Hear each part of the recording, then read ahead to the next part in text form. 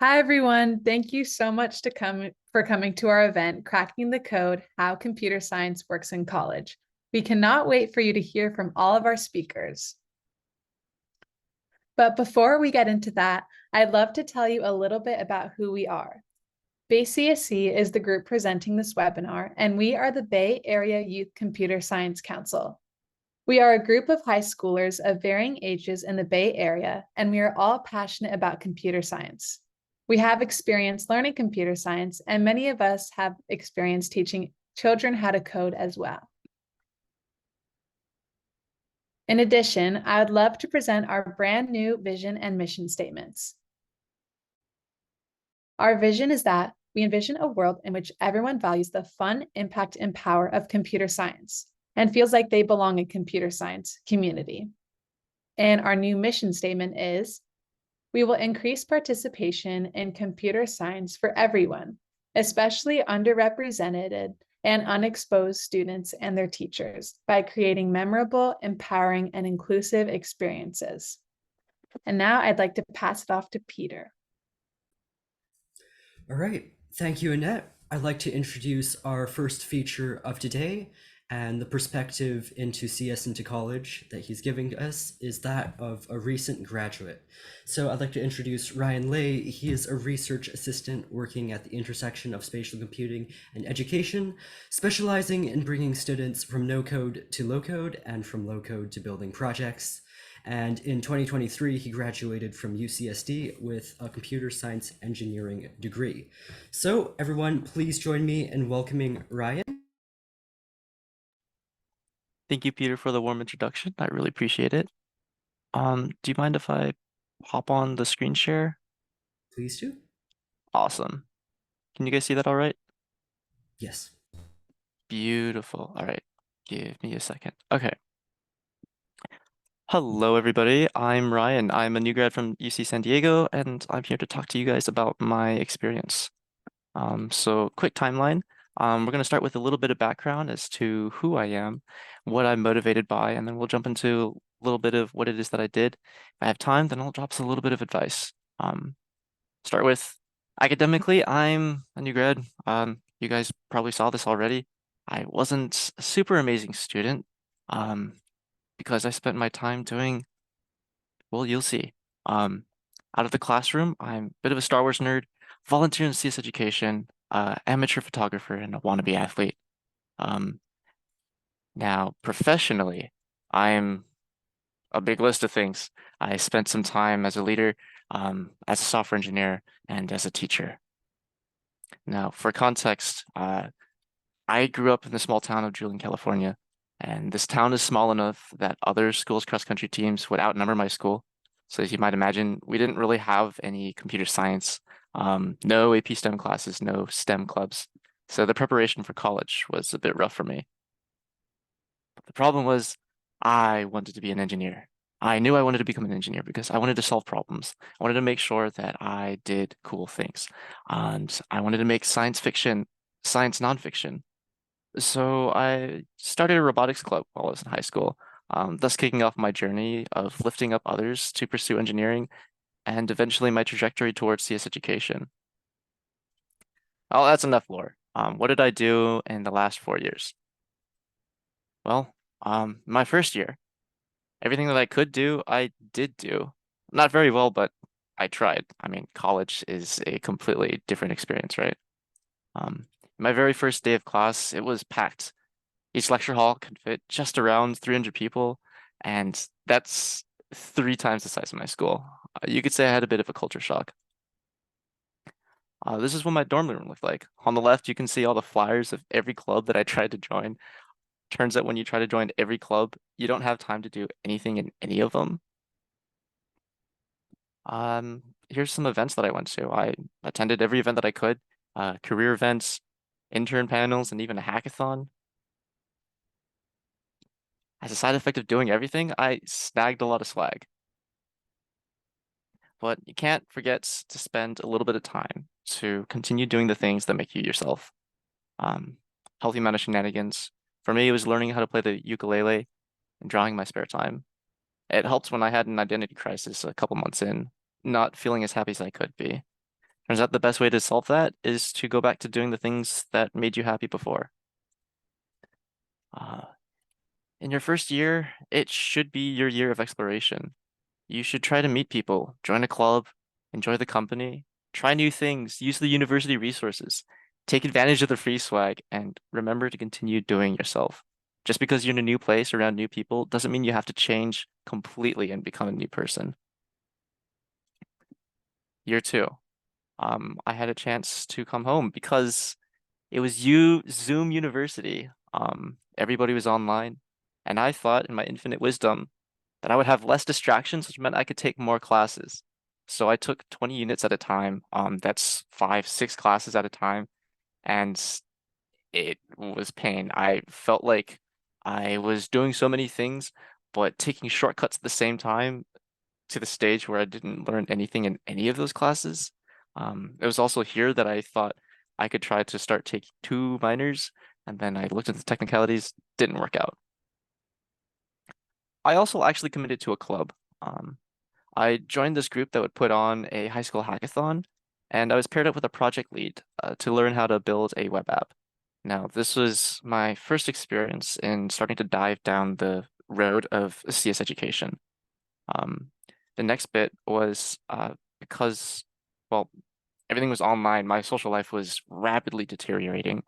None of my friends were really the online sort of folks. And so when my school went back to in person early, because small school, I had the chance to volunteer at my school as a robotics mentor, and it meant the world to me. Okay, for your second year though, I would advise that you actually make sure that you join a club this time. If you're exploring your entire first year, it's okay if you didn't get started in anything. Um, but the amount of value that you get from being involved in at least one technical club and then maybe one social club is very instrumental to getting ahead.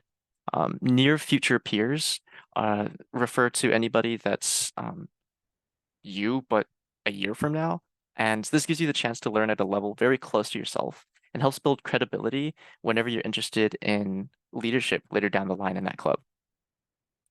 Now, you also have to learn about um, opportunity costs on taking these opportunities. Not every opportunity is going to be worth it. For me, I took so many classes when I could have been doing something like building a personal project. Uh, I would advise that you consider just auditing classes instead. Start working on projects of any kind and start applying for jobs. Don't expect to get anything. It's a good time to start exploring, though, how to pitch yourself. Going into year three, I started picking up some leadership positions, and I would later feel the consequences. But first off, we were back in person. I was off campus, and I commuted by bike most of the time. It's a good way to ensure that I kept physically active, even though I didn't set aside time to work out. I was invited to become the director of the little hackathon we did last year, except this time it would be in person and with a substantially bigger team. It was still a ton of fun, and I don't regret taking the opportunity. The problem is that I ran into some consequences of spending so much time in leadership. I got burnt out. I got emotionally overinvested at times. At this point in time, I had the burden of leadership of the hackathon, which was already a year-long effort with over $12,000 invested and 150 people involved, over 12 stakeholders, and like then I also had to pick up the leadership of another organization. So there's like a lot of people that were looking up to me for direction, and it really weighed on me. My final quarter was really stressful. I didn't have a good outlet. Uh, I failed a class. I got dumped in my first relationship. I got hit by a car. It was just not it. Eventually, I would try to, well, it took a while to recover. I took little wins wherever I could. I joined the Star Wars Club. I competed in a lettuce eating competition, just like doing all sorts of shenanigans. And I joined a mentorship program. I really wish I had joined earlier because I learned so much from this near future peer. Oh, And I landed my first internship at an athletics esports company where I worked as a backend engineer. I had 3 offers by the end of this year. By your junior year, you should be starting to build really cool projects, which is really exciting. And it's even better to be able to pitch yourself and then feel the rewards of that. Um, Now, all 3 of these, they did not come from the same reason. One of them was a startup and seems like they were kind of hiring anybody. Um, One of them I had a catered resume, and another one I had like a pretty in-depth like referral. So these things there's no single way to get internships. Okay, but yes, by your junior year, you should be starting to progress through clubs. It's no longer good enough to just be a member of everything. Try to become a member that's responsible for something or a leader. All senior members of any field needs to know how to share their wealth of knowledge. And then you also have to make sure to remember how to take care of yourself. This is when I started to learn how to cook because my first year I ate out. Second year I was at home, so my parents cooked. Third year is when I started cooking. Start hunting for internships early. Like fall is when you start. And make sure you start using your calendar. This is an example of what my calendar looked like. At a quick glance, the green are socials, blue is working times, and brown are all classes. Year 4 is where I felt like all of my work started paying off. I was finally able to relieve my burnout. I invested more in my club to turn it into a community rather than a place of work. I got familiar with all of my club's responsibilities, the core of which are workshops. And so I got involved with everything. Um, and I started spending social time with them. I made sure that it was a really welcoming environment. And then I got a little more invested in the Star Wars Club, eventually acting in a fan film, which is a lot of fun. And then I rekindled my love for making stuff. And eventually I would start auditing classes that I could no longer feasibly take. This led to some incredible opportunities, led to a tutoring position within the visual arts department, and eventually a spot in a VR lab. Um, Now I know, let's see. Okay. And here's the last bit of advice. I'll let you guys read that. I know that we're at time. I think it was just 10 minutes, right? You have until 2:20 actually. 2:20. Oh my God. Okay, cool. Okay. So then I'll say my little tidbits on this. Uh, in your final year, you're on your way out. Make sure you share your lessons and give back to the people that brought you back to where you are today. Spend some time to give back. And as I mentioned earlier, audit classes. In your final year, you won't need as many credits. That's the main reason why you take credits or take classes to get those credits so you can graduate. If you no longer need it, you don't always have to invest unless you really want the GPA boost. Okay. Let's see what else. Well, since we have a little bit of time, I want to drop this big nugget of wisdom that the folks in my department like to talk about. There's this one moniker that everybody goes by and everybody hears, and it's an old saying, which is timeless because it has so many different levels that are all incredibly valid. That is to start early and start often. Now, at first glance, what you would think about is like, oh, obviously they're referring to doing homework early, right? And it makes sense. You can't get help if you haven't started at all. All the advice from your peers and office hours and advisors, they can't help you if you don't know where you're stuck. So to help with this, I recommend you block out at least like 5 minutes after the assignment has been revealed to come up with a strategy on how to solve the problem. This allows you to engage your diffuse thinking. Once you get the gears turning on how you're going to approach a problem, the implementation will come a little bit easier because turns out that software engineering is a creative practice and creativity needs some time to cook. Another layer to it is that prototyping is cheaper. In order for you to start often, you've got to come up with new ideas. Otherwise, you're just repeating often, and that's the recipe for insanity. This subtly also encourages innovation. You just pick one thing and improve one thing at a time. Um, you'll be making progress. One quarter, focus on one thing to improve on. By the time you graduate, you'll have 12 improvements. Okay. And then the other really nice thing about this is that I really like the way that it reframes the question around starting, not the stopping. Failure is a consequence of the journey, but for every start, there should be a lesson learned, regardless of if you failed. That's how we build up to becoming better engineers. And then one final bit. Sometimes you gotta run before you can walk. I advise you to try to do things and then learn them later. As long as you come back to learn them properly, that's good because the key point is like if you're interested in doing something about machine learning or specializing in CS Ed, the best way to get into the field is to just start doing projects in that field. Experience begets more experience. If you really want to do something, just start doing it, and then it'll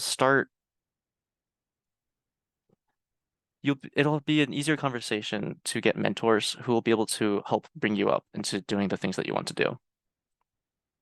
Okay, that is it for my scripted presentation. I'm gonna leave a little bit of time for some questions if anybody has any.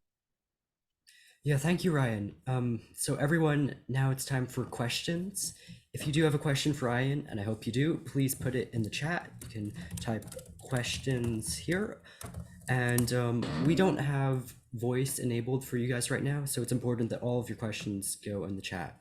So, yep, stick them there. Thank you, Ryan. To start us off, I have a question, which is you mentioned how you tried to go into pretty much every club when you started college. Yes. Was that like a personality thing? What prompted you to do it? Back in high school, I didn't have that many opportunities. So when I had opportunities, I took them. And in college, it turns out that you have so many opportunities that you can't do everything. So it's more of like a learned response than it was a personality thing. Right. That makes a lot of sense given, 20 students in your school and Yeah. whatnot. Well, we have a question in the chat. Is it helpful to work with classmates on assignments?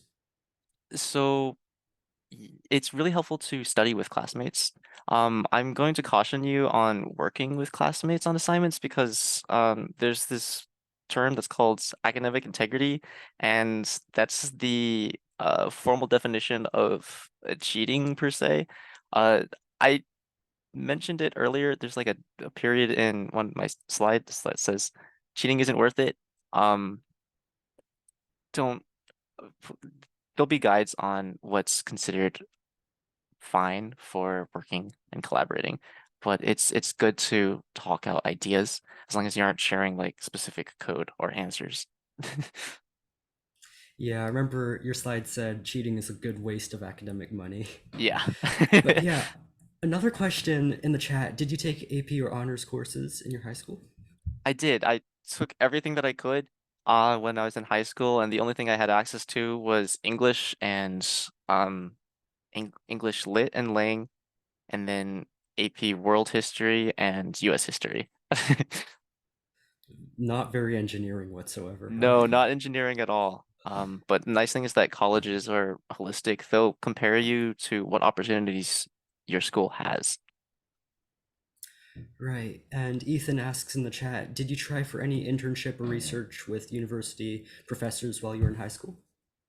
No, I that wasn't even a thought in my mind. My goal was to uh do the things that I was currently doing, which was I was a Boy Scout, I was doing sports, and I was doing the robotics club. Like that was within the realm of everything that I knew about, and so I was just doing whatever I could.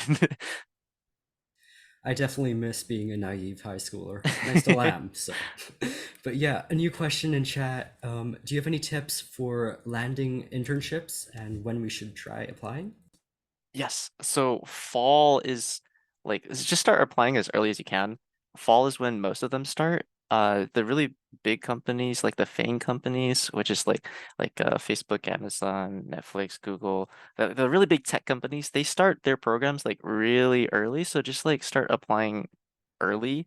And any of your experiences early on will help inform your applications later on.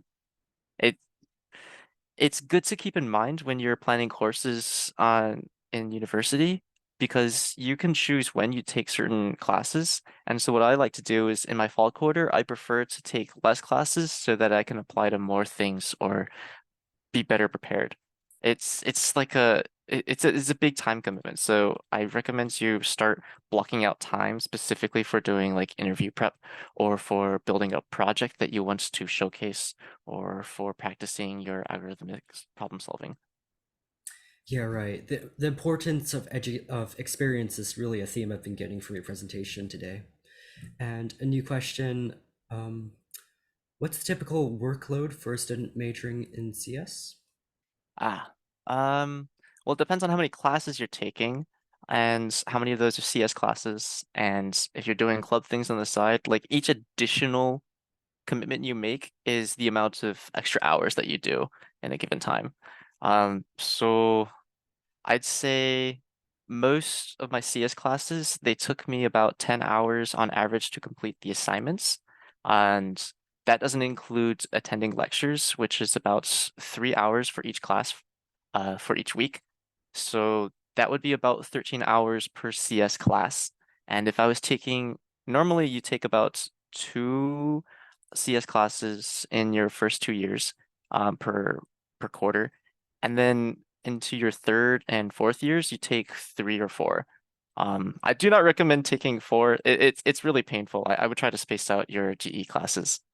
And then clubs, it depends on your involvement in clubs, but I find that if you're a member, it doesn't normally get above 6 hours a week, and that's like on a high end.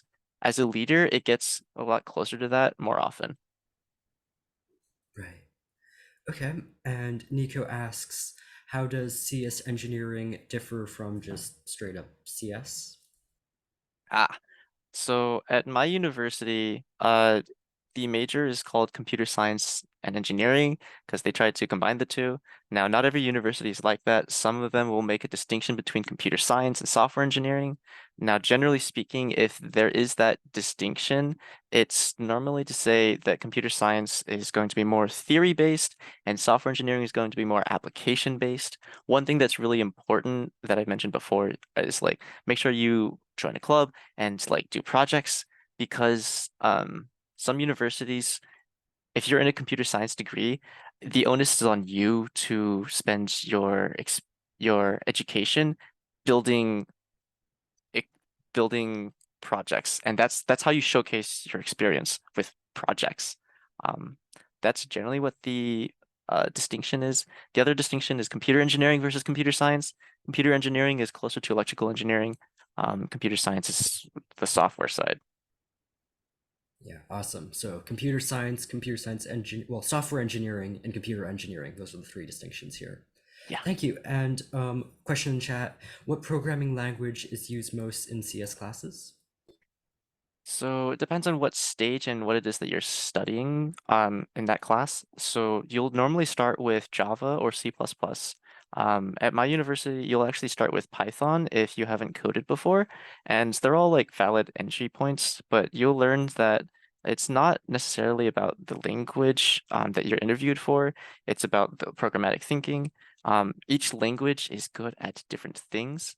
Um, I think for the most part, you're going to be doing a lot of C++ if you're going to be doing a lot of like low level or lower level programming. So that's things that are a little bit closer to the machine. You do a lot of C stuff there, and you do a lot of things with computer graphics there. Java is normally used in industry to do a lot of backend things, so things related to like databases and data management. Um, And then you've got Python, which is good for a lot of things. It's like an all-rounder that's good for a lot of yeah. It's mostly used by data science in early college though. Okay, so Java, Python, and C are the big ones, but it really depends. Yeah, it depends on what it is that you're studying in that class. All right, yeah, really good questions in the chat. Everyone, please keep it coming. And we have a question on, are there any summer programs, camps that you might recommend for senior high or even younger high school students? So I'm not sure if every university offers these, but UCSD in particular has a lot of incoming like summer programs. One that I recently had the chance to work with was called Spice. Um, you can look that up.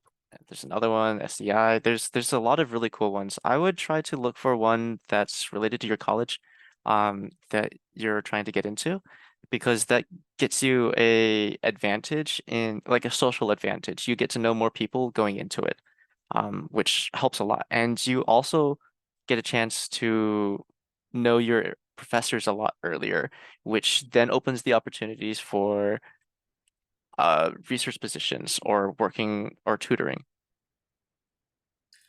Right. Yeah, that makes so much sense. And another question, how do you get ideas for projects? I know you talked a lot about projects during your presentation.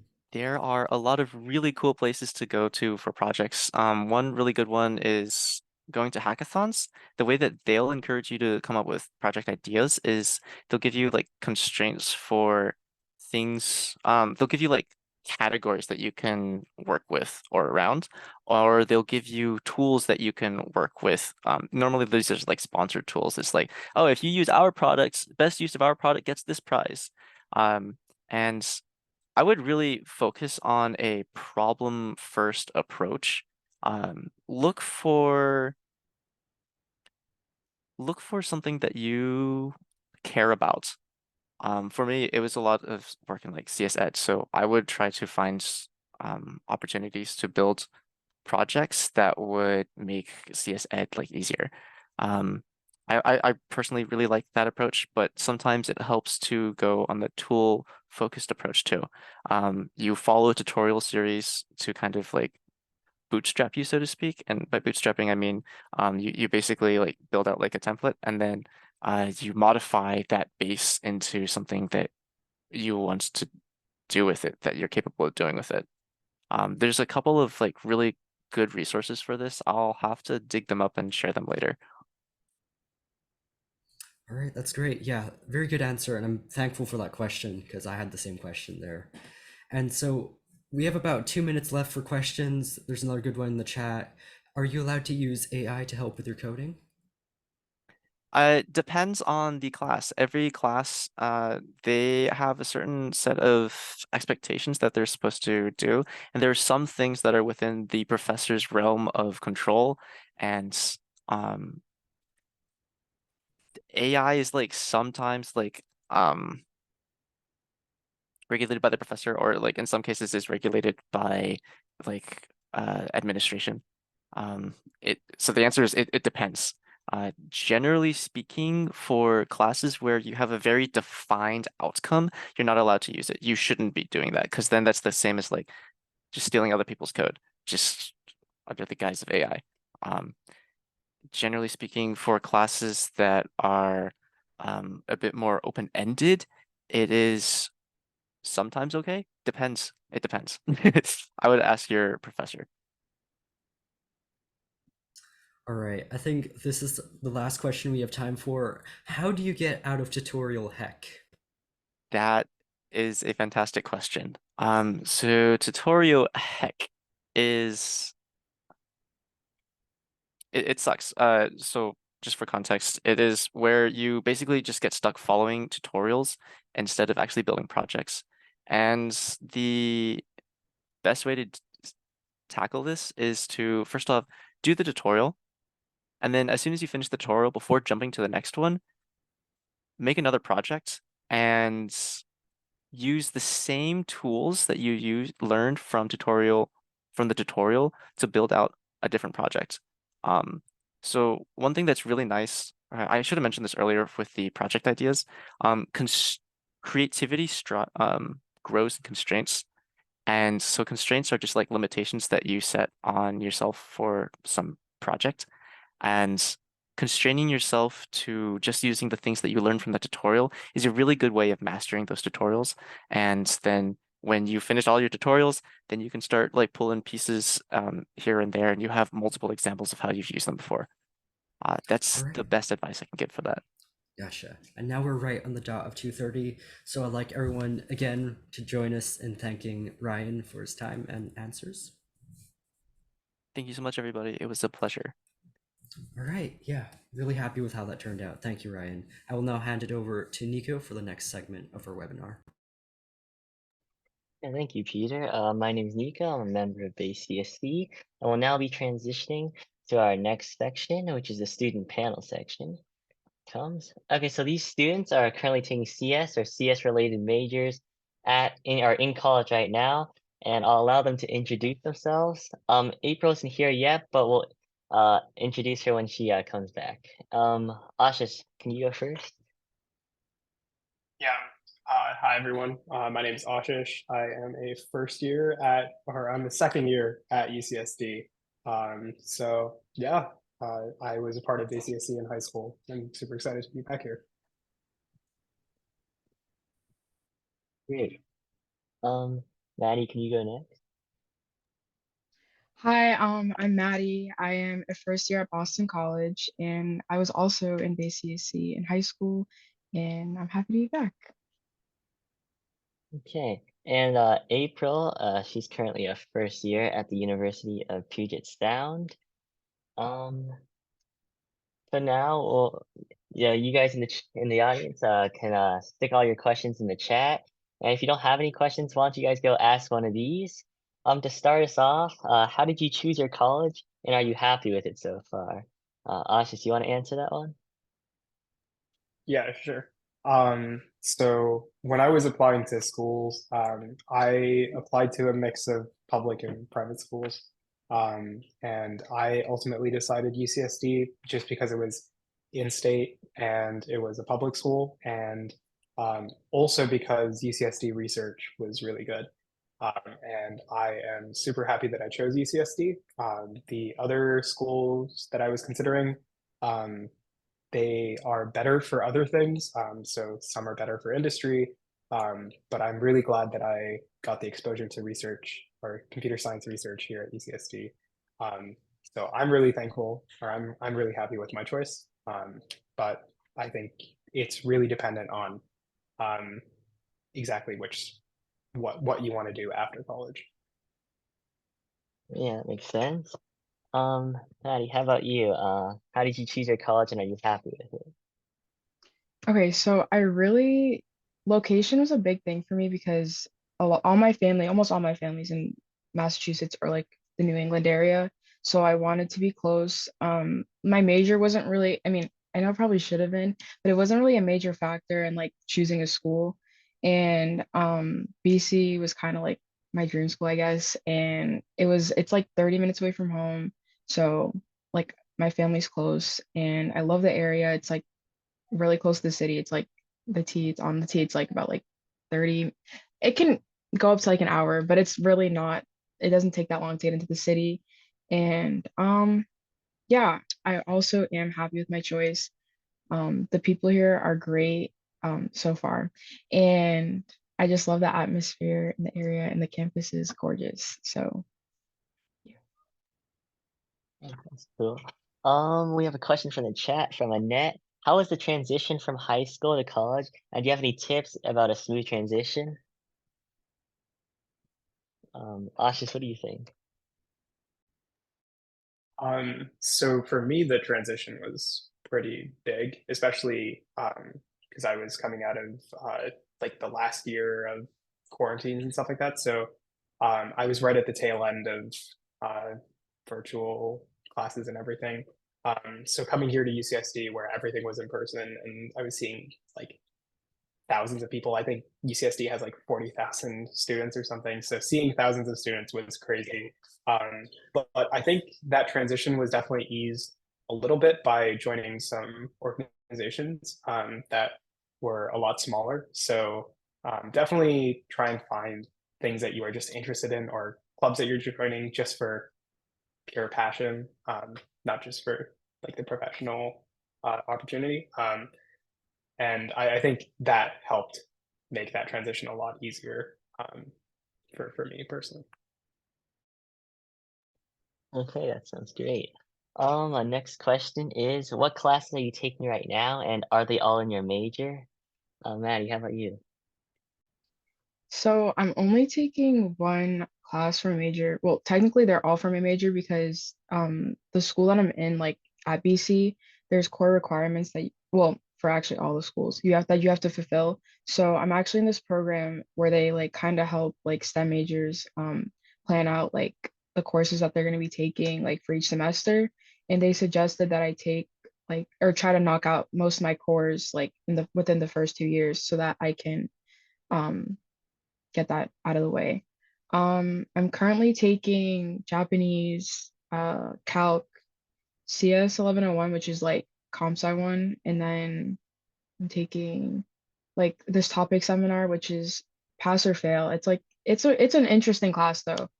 And what was that? Was that 4 or 5? I feel like I'm missing a class. But yeah, most of those classes are for my core, and yeah. Okay. Ashish, could you go ahead and answer that one too? What classes are you taking right now, and are they all in your major? Yeah. So for me, this quarter looks a little bit different. So this is not a typical quarter, but I'm taking basically all classes in my major. So I'm taking CSE 101, which is like an algorithms class, and then 132A, which is databases, 197, which is credit for just doing an internship in software.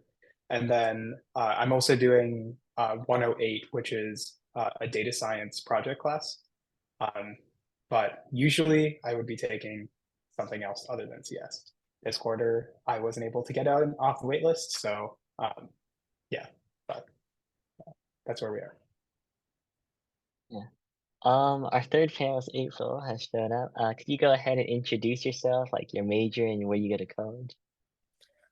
Hi, I'm April. I go to the University of Puget Sound. It's a small private school in Washington, and I am majoring in computer science. Nice to meet you, April. We have a question from Peter in the chat.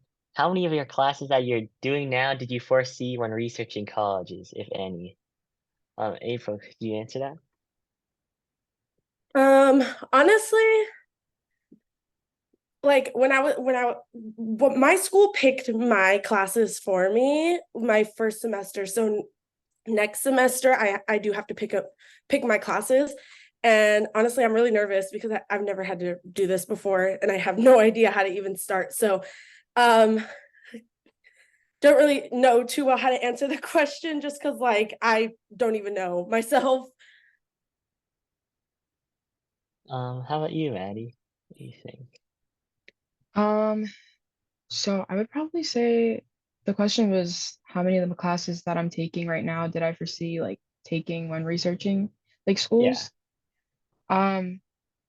Probably like maybe 2. So probably like my lit core class and then like my CS class. Um, I knew that like I was gonna have to take like an English class at some point, even though I really didn't want to. And obviously a CS class because my major is computer science. But I didn't expect to have to take a language requirement or to even have a language requirement because I took Spanish for 4 years in high school and I thought, oh, like that's it, I'm done. But no, you have to take 2 years of a language here, which I didn't think I was gonna have to do. Oh, sorry, and Calc. I knew I was gonna have to take that as well. But yeah, so So they didn't accept the language of your credits from high school? so you either like can test out, which my school didn't like, I don't know, the Spanish department of my school is kind of trash. So I did not test out and I didn't even know that like you could test in or out. Like I just wasn't like I was under the impression that like I didn't even have to take a language in college if I took the 4 years in high school because nobody told me that like depending on where you go, like they still have a language requirement. You have to either test out of the class to like get the like credit, I guess, or whatever. But yeah, so I didn't know that going into school. Okay. Ashish, we have a question for you in particular. How have you liked or disliked being at a UC? Yeah, so I kind of touched on this before, but I guess so. My sister also went to UC, and her experience was very different. So for her, she had like huge classes and everything, and I was really scared coming to UCSD that the classes were also going to be huge and that I wasn't going to be able to, I guess, talk to professors as much as I wanted to. However, since coming here, I have been able to take, I guess, like the first few classes are huge, but as you get into like more specialized classes, they get smaller and smaller, and it gets a lot easier to talk to the professor. And I've loved that about the use like UCSD. That being said, UCSD is huge, so it does have some issues because of that. Like obviously there's like administrative issues, so you won't get like all of the advising attention that you probably would want, or that you would get at a smaller school. But that being said, like I think UCSD is a great place, and I think all the UCs, like they do have a really good academic side, but they also do have like a really good social side, which I think is equally important. Yes, they're all around pretty good schools. We have a question from Ethan in the chat. This could be for any of you. How how does the merit-based or need-based scholarship work for immigrant kids? And did you get any? If yes, how does the process work? Does that apply to any of you? I can share a little bit. So by the time that I applied, I was a US citizen, or I think I had my green card at that point. But for me, you use like the FAFSA to apply for financial aid, for need-based financial aid, and then like you get like your offer letter, and then they give you your financial aid offer, and so that might give you some need-based financial aid.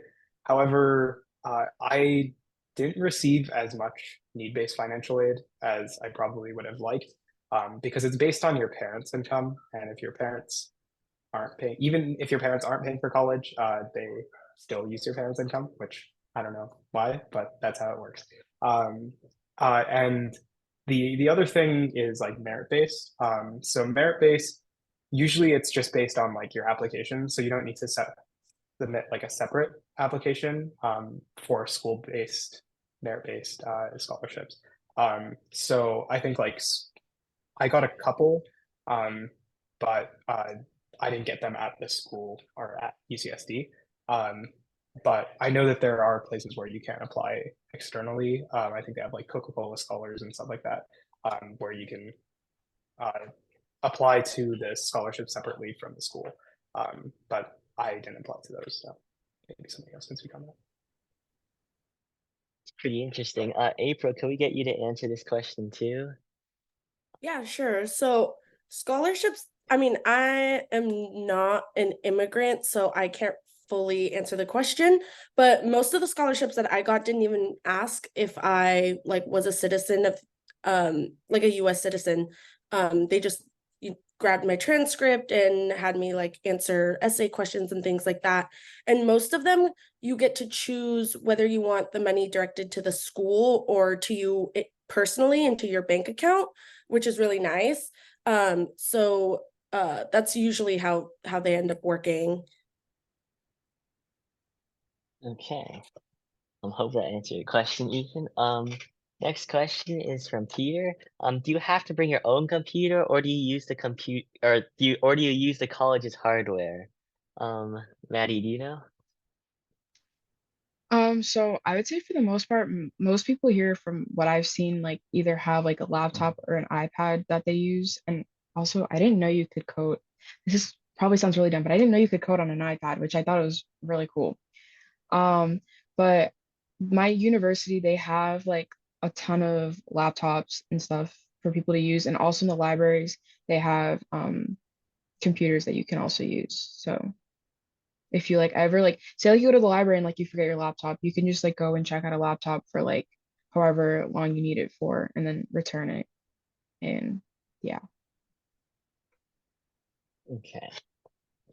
I have another question from the chat. Do you guys prefer Macs or Windows laptops for computer science? Ashish, what's your opinion on that? I'm a big Mac person, but I think that's just because of habit. I used Windows over the summer, and it works. It's just I don't know. I like my dock. I really like my dock. So Mac for me. I have to agree. Objectively, Macs are superior. Okay, thank you, April. And from Annette in the chat, what's the format of CS classes in college? Lectures, like smaller groups with TAs, or something else? Um, April, how do your CS classes work? My CS classes are 50 minutes, 3 times a week, and they're just lectures, and you just take notes. If he is explaining a code, he'll usually write it on the whiteboard, and you can put it into your own like coding website just to see how it runs. But for the most part, it's just lectures and you taking notes yourself. And then once a week we have lab, which you work on with one of, I have one other person to work with. Me and him, we show up, we will work on one assignment, and it will turn in, and both of us get graded on that one assignment. And those last 2 hours usually, but we end up getting out a little earlier. Like if you finish early, you can get out early, but I have stayed for the 2 hours that has happened before. But yeah, so it's just lectures three times a week and lab once a week. Okay, Maddie, do your classes have a similar system to that? Sort of, kind of. So I have my CS class on Tuesdays and Thursdays for about like an hour and 15. And on Tuesdays I have a lab, but my lab is only like, I want to say 50 minutes. And you work with a TA, like you're in like it's like a group of like maybe 12 or 13 people. And you work with the TA on like lab exercises, which are just like practice problems. And they're really helpful because like on a lot of the quizzes that we have in the class, the professor like pulls like from those lab exercises. So like if you, it's really like encouraged to do them. Or you can work on like your homework assignment for like the CS class. And yeah. And also, I don't know if this is just my school, but some of the TAs here are like kind of not the best, which is really frustrating sometimes. So I definitely would like suggest finding like upperclassmen to go to, like who have either taken that class before or who are also like a CS major to go to for help, because it gets really frustrating sometimes when like you're having trouble with like a program, or like a piece of your code won't work and like the TA can't help you, and it's just like, ugh. Okay, and then our next question is from Tali in the chat. What surprised you the most about college? Ashish, what do you have to say about that? I think for me it was just like how,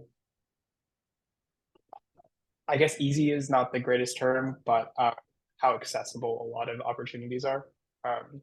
Compared to high school, where I think everything was really competitive, and there were just like fewer opportunities, and just a lot of people like trying to get into those opportunities, as opposed to like here, where if something that you really like doesn't exist, you could create it on your own. And I think that's really cool. So I think just like being able to like really figure out like what I like and what I want to do was the biggest thing. And just being able to like pursue that, as opposed to just knowing that you're interested in something. So I think that's what surprised me most, was that you can pursue basically anything that you want to. Um, those are all valid paths. That's cool. Good to know that there's opportunities accessible. A question from Annette. Any tips with the college application process? April, how do you think? Ooh, well, Cal State, like those are pretty simple, so I'm sure you'll do perfectly fine with those. UCs are just a little bit more difficult. Definitely get started on them early, because I procrastinated and then I was trying to get a scholarship done while I'm still writing my PIQs, and it was just a whole mess. So definitely look at the prompts, write it down on a Google Doc, because when you're applying for scholarships, the questions are very similar, so you could just take from what you already written. And yeah, basically just like take a good look early, and make sure you have everything saved, because a lot of things are repetitive in the college application process. But yeah, I didn't apply to any out-of-state schools besides the one I'm in now, and it was like a scholarship kind of thing, so I didn't actually really apply to this school. So of out-of-state application processes, I have no idea. Those kind of clueless on how those work. But Cal State, pretty simple. UCs, look at the PIQs.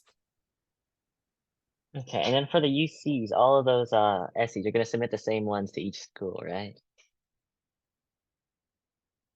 Okay. And then our next question is, how do you make friends in and out of CS? So the social scene at college. Maddie, how have you done it so far? I feel like the way that I've made most of my friends in my CS class is basically like we've all like hold on, let me think on that. I know I met a few like just like from my other classes, and they're like, oh, like I also like have this professor, and I'm like, oh wow, like, and then I realized, oh, like wow, you're in my lecture. But I think like if we're all like, I remember I made like a group of friends. We actually like have like a group, and like we help each other out with like our code, like not like doing it for each other, but like if somebody's like having like a problem, like we'll like explain like, oh, like this is how like this is supposed to work and like stuff like that. But it was because like we're all in like this program here at BC. It's called Gateway, and I think I mentioned it earlier. It's for like STEM majors, and you get put into small little groups, and then we realized that we're all like in the same CS class, and we were all also kind of struggling a little bit, or like some were struggling and then some knew what they were doing. So like the ones who knew what they were doing would like help out the ones who were struggling, and then we all kind of became friends. And yeah, and also, I mean, like in the lecture, you're not really like talking to people, and also in the lab, it's kind of awkward. So like I haven't made friends through like that, but yeah. And you guys have been mentioning labs. How do you labs in CS work? It's not like chemistry where like doing things, mixing chemicals and whatnot. So what's a lab in Oh, CS? so like a CS lab is just basically like where you're doing, I mean, like I think I kind of explained what we do in ours. We do like exercises. So like my professor will post like a bunch of like problems for us to code, and then either it's different with each TA. My TA doesn't do this, but some TAs will like actually like do the problem like step by step with the students, or the TA will just have you do the problem, and then they'll check it like before you go.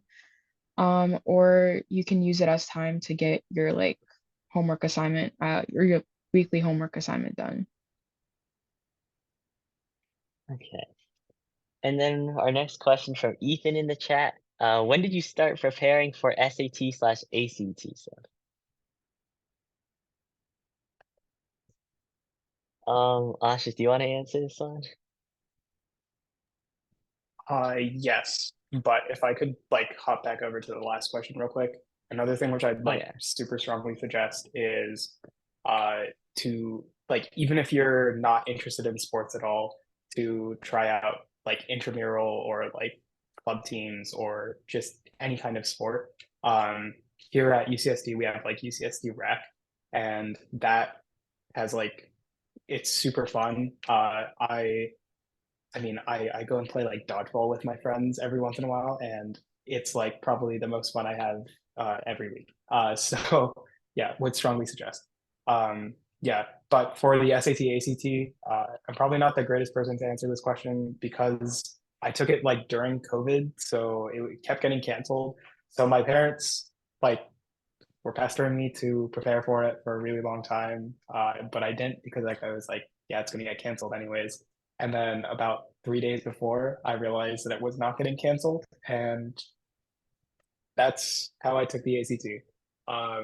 So yeah, but yeah, I would definitely suggest like strongly preparing for it. Like I think at least like a month ahead of time, because yeah, it's like the ACT especially is like very fast paced. So I think if you're not ready for that, like the number of questions can be a little overwhelming. So yeah, definitely prepare for 3 days. 3 days is not optimal. And the thing about the SAT is also they've moved it online starting next year now, and the PSAT is already online. Next question is, what has been your favorite project or assignment so far? And if we could get all of you to answer this, how about April? Can you start us off? I'm trying to think. I mean, for most of what we've been doing so far was a lot of like review work. So we haven't had too many projects that were really interesting. Right now we're doing like finding the prime number using a specific formula. And that one really got my brain thinking. And it was also just really cool to like learn. I forget what it's called. It has like a really weird name. I don't even think I can say it. But it was, I don't know, I thought that was really cool. My professor, he likes to dig up really interesting things and then introduce it to us and then make us like code it. So I think that was, so far, that has been a pretty cool project. Yes, that one. The one in the chat. Okay, that's some random prime number thing. Maddie, what's been your favorite project or assignment so far? I think this was like kind of early on. Well, we're still actually never half of this semester, but we did this like we had to code this program where it would you'd get like you'd basically have to find out if like the driver got like a speeding ticket and like how much they would be fined, or like I think this was so long ago. This was like over a month ago. But it was kind of hard to code, I'm not gonna lie, because it's really confusing. Like the logic that he used was just like, I don't know. My professor, sometimes he's really confusing and I'm like, what did you just write? And he'll like have like several different versions of it because like he messed up on it. But it was fine. Like I coded it, and at the end I was really happy with myself because it was a very hard program to code. So Okay, and then Ashish, what has been your favorite program or assignment so far? Yeah. I was trying to think, but I feel like most of like the ones that we've done in class aren't super exciting. But I think there's like one outside of class that I did with a lab here at UCSD, and I thought that was super cool. So there's like in chemistry, there's like this concept of like molecular assembly, which is like how many steps it takes to form a molecule. I hate chemistry. I hated chemistry all throughout high school, but I love doing that project because it's like it's such an interesting like computational problem. And so I think just like learning about how we can apply computer science to other fields, that really dramatically shifted my opinion on chemistry and potentially doing that in the future. So yeah, I think that was probably the most exciting project because it changed my opinion on an entire field, which was Okay, really cool. So now we're wrapping this section up. Can everyone join me in thanking our student panelists? Yeah, we really value you guys being here and enlightening us on CS in college. And now I'll be passing it on to Annette. Hi, everyone. Thank you so much for our panelists. That was great. But now I would love to welcome Dr. Colleen Lewis, who is an associate professor of computer science at the University of Illinois Urbana-Champaign. We are so lucky to have her today, as she has been very helpful to many with their AP CSA study videos and numerous computer science teaching tips. Thank you so much for being here, Dr. Lewis, and are you ready to share your slides? Yeah, totally. And I just pasted in the Perfect. a tiny URL. So you all can click on that if you want to explore. Some of them, it's like, it won't mean much without a bit of an explanation, but that'll give us a start. Okay, let me start my timer. So I've got that. Okay, team, hi. Okay, I'm jazzed about this like whole group. And so and particularly your vision and your mission statement. And someone told me this quote recently: ambiguity begets inequality. And it really resonates for me with the type of work you're doing in this session. And what I want to try and do in the stuff I'm going to try and share today is just like remove some of that ambiguity, sort of remove some of what they call the hidden curriculum. Like, what are all the secrets of how you're supposed to navigate this path, but kind of no one tells you. It's different than, oh, take these courses. You know what courses you need to graduate, but you don't know this other stuff. So I've been jazzed to get to hear this stuff before I started talking. Okay, so now I'll dive in. I love the work y'all are doing. I'm pumped. Okay, so I'm Colleen. I'll tell you a little bit about myself. So just as an introduction, I grew up in Fresno, California. After that, I went to Berkeley. I studied electrical engineering and computer science there. After that, I worked at Capgemini. That's an IT consulting company. And then I worked at Leapfrog. They make educational games. So I worked there as a software engineer. And then I went back to grad school, also at Berkeley, and I did a master's in CS and then a PhD in education. And so actually my research focuses on how people learn computer science and how people feel about learning computer science. And that's bio mentioned that I have a bunch of Java videos online. So I've got a YouTube channel with a bunch of those, and they use little physical objects and different things to teach Java. And then I've got a website, csteachingtips.org, with tips for teaching computer science. Okay, so I did grad school at Berkeley, and I got a PhD. Then I went and became a faculty member at Harvey Mudd College. That's east of LA. It has just 850 students. So it's a small STEM-focused undergraduate-only institution. Then my husband finished his PhD, and so we went and needed to find 2 new jobs, and we found 2 new jobs at the University of Illinois Urbana-Champaign. And so I'm faculty in the computer science department there. Okay, so I want to just pause for a second because I'm about to ask you a question of like, have you thought about this? So I wonder if any of you thought, I wonder all the colleges Colleen applied to that she didn't get into. Did you wonder about that? Did you wonder about all the like tech jobs I applied for, the interviews that I bombed, of jobs that are not on this little bio? Did you wonder about all the grad schools I didn't get into, or all the faculty jobs I did not get? I think you didn't. Do you know what I mean? Like, I don't think that's like the natural thing to think. And I think like if you told me that people wouldn't be thinking about that at each of these junctions where I faced what felt just like really crushing rejection, I don't know that I would have believed you that like those rejections weren't going to be things, a lens people saw me through. They only know where you end up. You don't need to get into every college. You need to get into a college eventually. So I went to grad school. I applied to grad school 2 years in a row and only went the second year because that was the only year in which I got into a grad school that I wanted to go to. And so there's all these parts of our path that maybe we individually feel shame about, you know what I mean, and are nervous about, and but it's like, oh, that's not what other people are thinking about. So I think that a lot of times we put a lot of pressure on ourselves. Do you know what I mean? That there's like one perfect place for me to be. And I think like my life would be different if things had ended up in different ways. If I had gone to a different school, college, I would have a different best friend. Do you know what I mean? Like, that's for sure. But like, we kind of only know the path we're on. And when all these places have been evaluating me, and some of them were like, sure, Colleen, and some of them were like, nah, Colleen, it's not like they had a measuring stick to evaluate me. Do you know what I mean?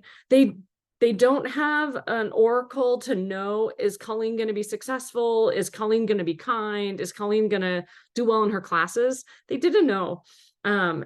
At UIUC has that's my institution, University of Illinois Urbana-Champaign. We call it UIUC. UIUC has a very good CS department. And so we get a lot of applications.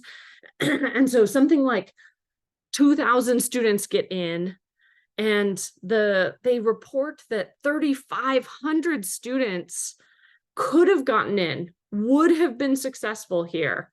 Admissions was like, we would love to take these 3,500 students too, but they just don't get in.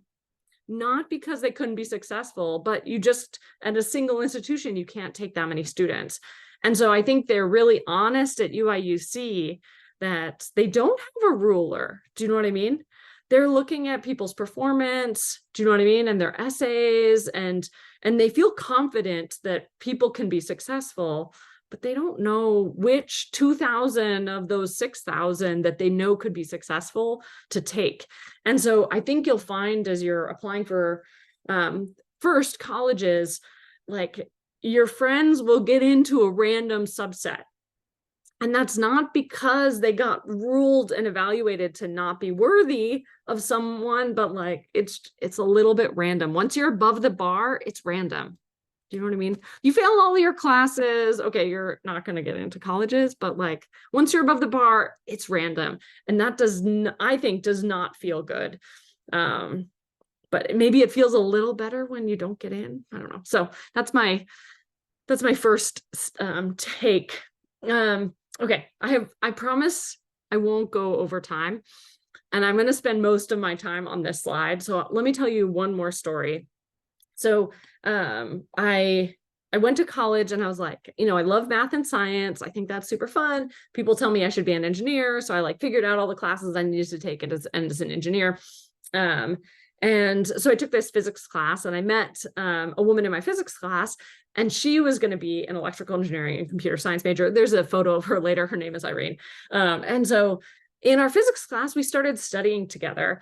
I actually think like it's important to understand the rules for what counts as collaboration and what counts as cheating. But then the idea of being able to work with people and think with people and like have that sort of social and moral and intellectual support, I think is a really good thing to do. And like, just make sure that you ask follow-up questions about like what counts as cheating. Okay, but so we worked together in physics class, and she was like, Colleen, I'm going to take this computer science class next semester, and I think you're really going to like it. And I was like, no, that like computer science is for smart people. Do you know what I mean? Like that. You got to be super smart. Nope, that's not for me. And she is like literally the most stubborn person I've ever met. This is my best friend still. I love her so much, but so stubborn. So I take this class with her. And then in the first few weeks, I'm like, Irene, everyone else knows what they're doing. Like everyone else knows what they're doing, and we don't know what we're doing. It's sort of mean in this story, like I bring her down with me that she also doesn't know, but I'm like, we don't know what we're doing. We should drop this class. And she did not let me drop the class. And she sort of dragged me through that first semester. And I found that, like, it turns out I think computer science classes are super fun. Like, I just really liked it. She and I did a lot of problem solving together. It was rad. The next semester, she was more into EE. And so she like decided to take this EE class. And I was like, okay, but I think I like this computer science thing. So I'm like, gonna try it. I'm gonna take the next class, but without her. It was not a good decision. And I would get stressed in the lab, and then I would just leave. Do you know what I mean? Because I was like, well, I can't tell somebody I don't know what I'm doing. Do you know what I mean? Because I didn't sort of trust anyone, and I didn't think to go to my TAs. And so like 6 weeks into the semester, I'm just on a clear path to failing the class, just a clear path to failing the class. And if I dropped the class, I would lose my financial aid. And so I luckily was able to talk Irene's English instructor into letting me late add a class so I could drop this class, so that like on my transcript, you'd never know that I was going to fail the second semester computer science class, no evidence. Okay, so you can imagine Irene being, or some of my other friends being like, ooh, Colleen, maybe you're not cut out for CS. But I still really liked it. So the next semester, Irene talked me into taking the class with her. Again, this time I took the class. I got a 5 out of 25 on the first exam. Sometimes, thank you, Talia. I appreciate that facial expression. Sometimes you take an exam and you're like, that was unfair. That was an unfair exam. I don't think that was the scenario we were in. Do you know what I mean? Like when I took that exam, I think I knew 5 out of 25's worth. And it didn't mean I was not going to learn it. It didn't mean I just didn't know it yet. And so I was able to turn it around, get support for the things that I didn't understand. I was able to get an A in the class eventually. You can see on this slide, I went back to Berkeley for grad school. I got to literally teach that class 3 times. Do you know what I mean? And like the first time I had to late drop it. The second time I did not crush it.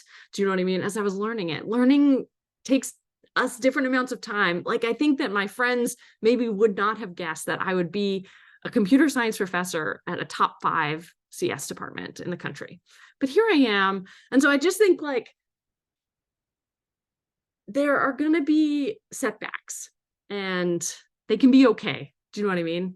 And tell your friends when they're failing classes, like, oh, go to office hours. Okay. All right. I have 9 minutes left. I'm going to go through a bunch more pieces of advice.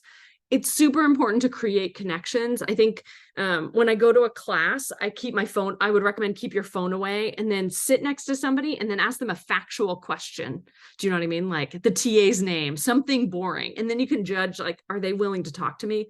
That's my strategy for like starting up conversation. Phone away for sure. No one's going to come and talk to you if you have your phone out. My second job, I got exclusively through someone I met in college. There are things called office hours where tutors and teaching assistants and different people will just be available to help you. You can often go there even before you have questions, just so that you work there. And then when you have a question, you can ask. Here's some sort of screenshots of calendars at UIUC of like how many hours there are available for you to get help. And then I think Maddie, it was your advice, like search for the TAs that you think are really kind and helpful. Do you know what I mean? So you might prioritize. You might have to go to a lot in that first week. I think studying smart for me also means taking care of myself. So whether that's sleeping or taking care of my well-being. As a professor, a lot of times I talk to students where they have a lot of test anxiety. I can totally relate. And the thing that they need to do before the test is not learn more. They know plenty. What they need to do is start to practice some of those relaxation techniques that might be able to help them with their test anxiety. So sometimes the solution is not just more work. Sometimes the solution is rest. Sometimes the solution is moving your body. Sometimes the solution is decompression. This is Irene. This is us graduating. I actually didn't graduate. I took 9 semesters before I graduated. Irene graduated on time, but I walked with her to get the photos. She would set a timer when we worked and she would be like, Colleen, you can't talk for 25 minutes and then we'll take a 5-minute break. We could talk about the content, but I couldn't chit chat. And I think that is a lesson that she taught me. Now I set my own timers of like no breaks, no internet, etc. I think this idea of training daily, so Irene here had done a marathon, my sister and I in the photo had done a half marathon, but I think like no one thinks, oh, I'm going to run a marathon. Let me like stay up all night and like prep for it. Do you know what I mean? Like that wouldn't work. You have to like do it incrementally, and learning is the same thing. So like 1 math problem practice every day is much better than 7 math problem practice the day before an exam. I think it's really important to celebrate your success. So every 45 minutes of work I do, I give myself a sticker. Because I just think like a lot of times we just work really hard and then we just finish a task and then we think, oh, it's done. But then instantly we're focused on the next thing we have to do. And we don't think like, damn, look at me. I'm pretty amazing that I just like finished that problem set or whatever. So I think celebrating your success is important. I have like these post-it notes of like stuff I'm proud of in addition to the sticker system. Sometimes I reward myself by buying myself mini gourds. They're just not that expensive and I could not love them more. I think it's really important to challenge stereotypes. So, you may have identities and perspectives that really align with stereotypes of who does computer science. I don't.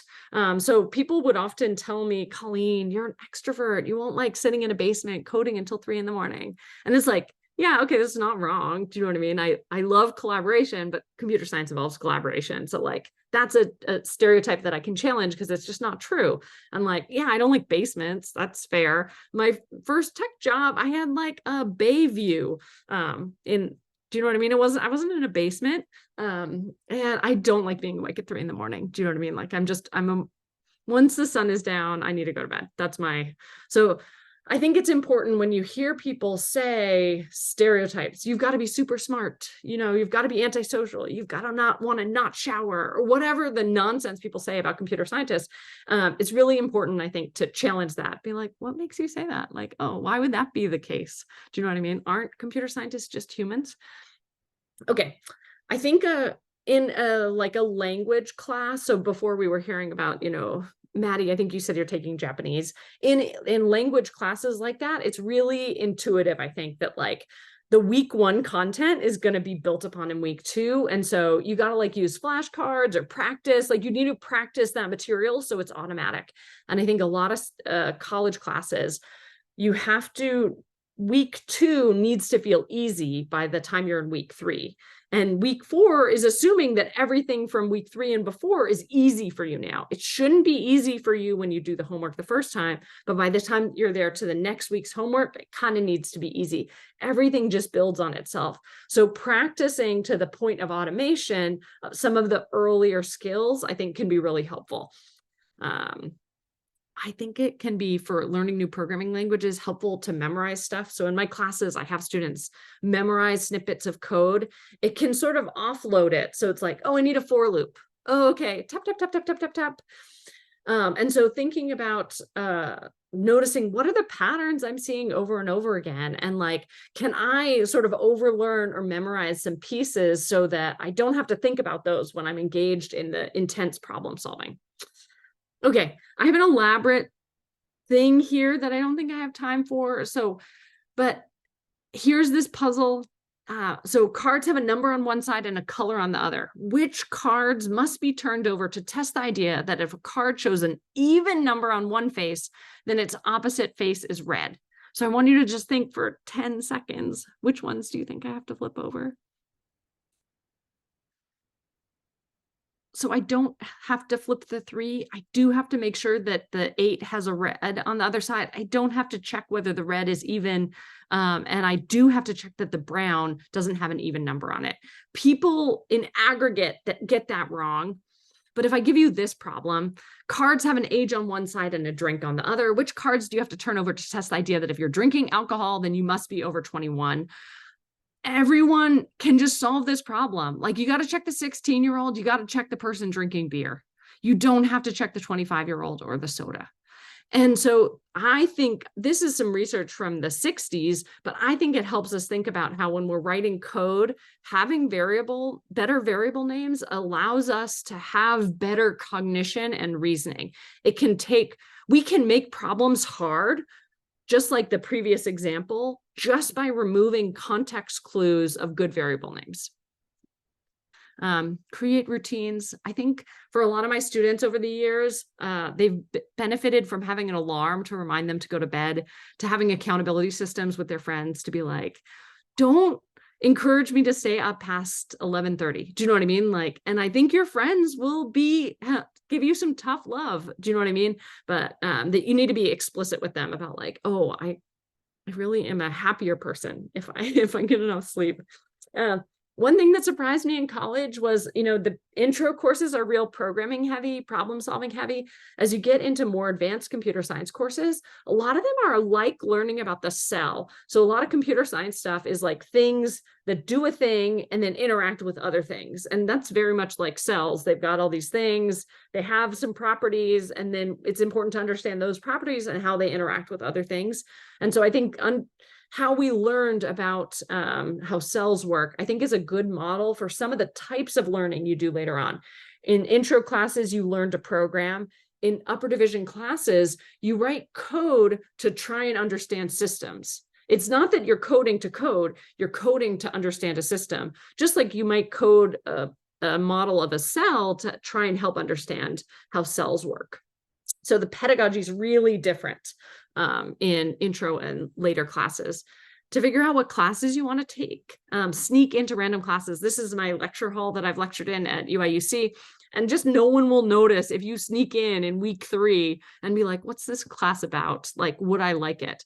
So I think people often go in, you can ask upper class students, like, what classes should I take? But you can also just sneak into courses. Okay, team, I made it 1 minute over maybe, but let's do some questions.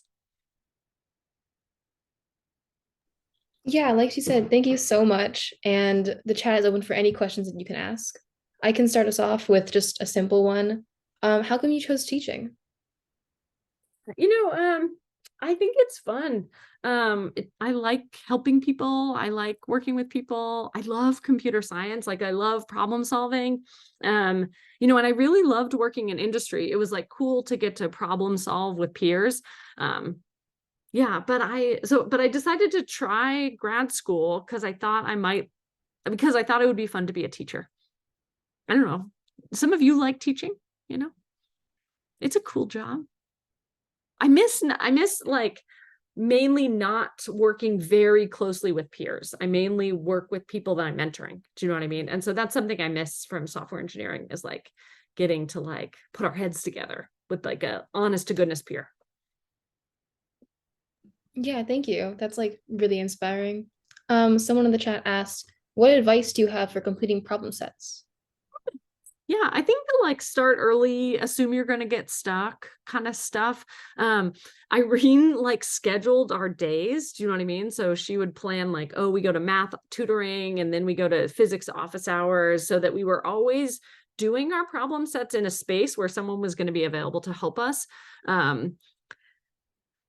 Yeah, so I think like giving it time. I think, it's people do all-nighters, but you don't have to get through college. Do you know what I mean? Like, that's not just like a necessary thing.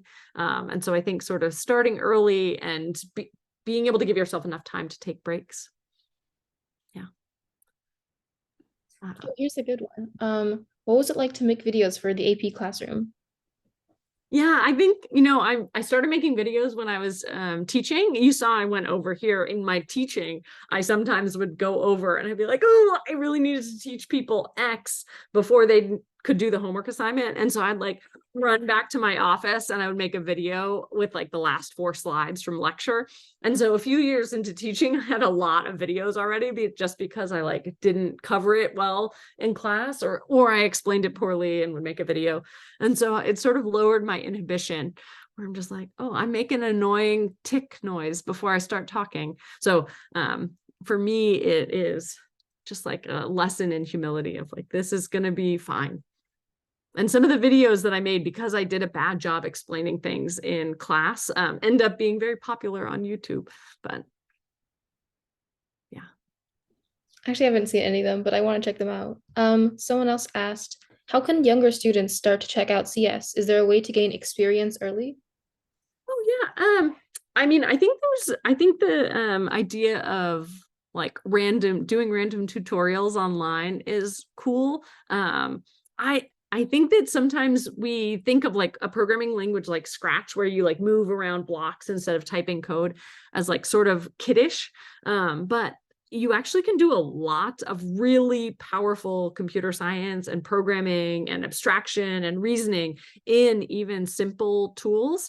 And so I think like try and find something that you're sort of interested in. Do you know what I mean? Something that you'd like to make. For me, I'm not that interested unless there's other people involved. And so I think for me, I would try and find a friend who was also interested in trying to like make something with me, sort of that problem focused start too. Maybe one more tip on the like tutorials. When I do a tutorial, I do the tutorial. And then when I'm so distracted, like reading and trying to follow the steps, it's like when I finish putting together IKEA furniture, it's not like I understand how it fits together. And so with a tutorial, I'll do it once the first time. And then I just do the tutorial again from the start to the finish, because it's not as hard. And so I have like extra brain power to ask myself, why am I doing this? what is this part doing? How does this fit together? And that's just not for me realistic as I'm going through the first time. I'm just following the instructions. So I don't think it's a bad idea to do a tutorial 3 times so you can start to ask yourself questions of like, what is happening? How does this work? Why is this the sequence? And then, so I'd do it 3 times and then try and make my own thing. Yeah, I love that advice. Also, what is your take on AI and CS? I think it's really tricky. So in my class of 450 students last semester, it seems that 150 of them started using ChatGPT on their intro programming assignments. That's not great. And we're seeing in general that they did less well on the exams. And so I think there's different spaces. And I think Ryan talked a little bit about this of like, when you're taking courses where the goal is to learn to program, it is not going to help you to use AI. Do you know what I mean? Like that, maybe it will help you like explain code. Do you know what I mean? But like the part of the learning is practicing writing that code and practicing coming up with the solution. When you get to later projects where it's like, it's about being creative and making a project, sometimes the instructor will be like, yeah, use ChatGPT. And it just removes the barriers of learning, oh, how do I integrate like a Google login? Do you know what I mean? Like there's just like sort of boring, complicated details that you don't have to figure out because you can use AI.